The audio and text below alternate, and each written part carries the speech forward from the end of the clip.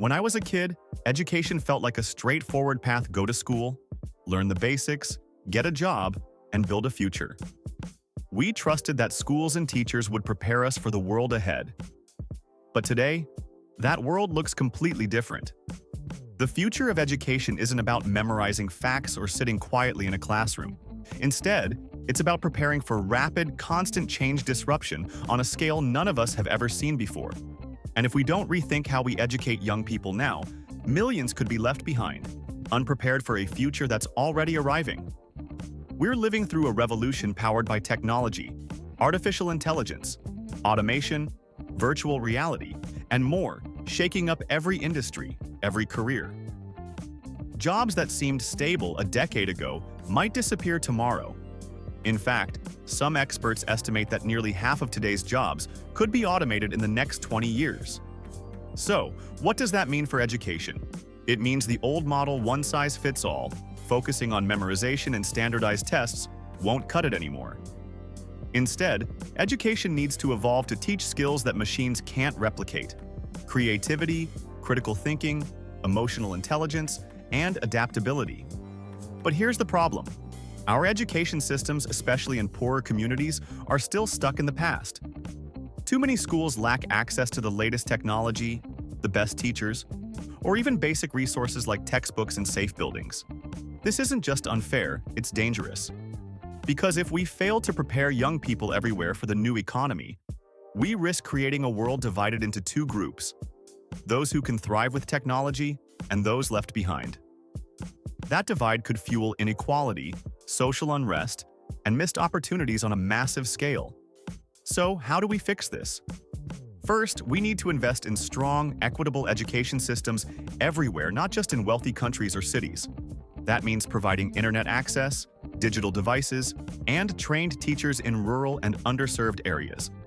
It means rethinking curriculums to focus on problem-solving, collaboration, and lifelong learning skills that prepare students to keep adapting throughout their lives.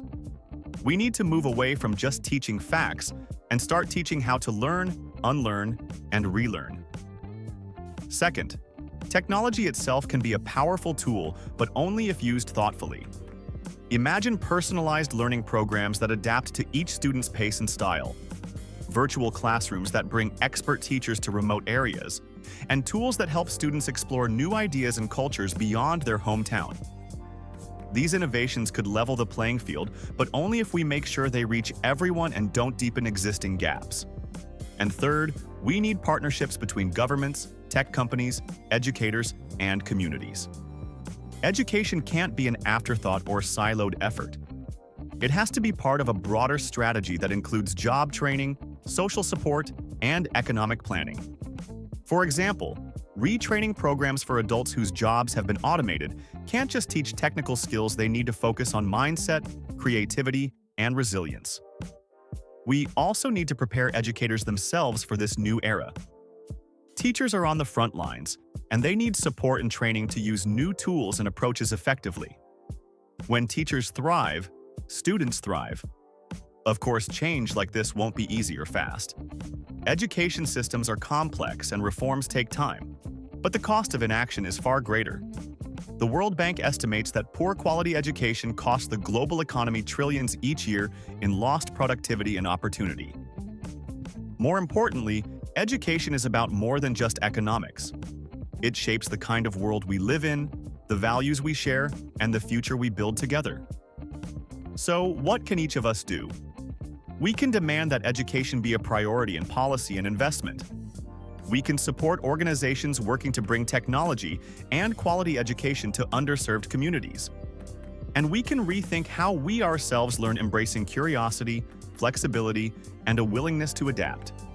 The age of disruption is already here, changing how we live and work in ways we can barely imagine. But education can be our greatest tool, not just to survive disruption, but to shape it for the better. If we start now, if we invest wisely and act boldly, we can prepare a generation ready not just for jobs that don't exist yet, but for a future full of possibility. Thank you.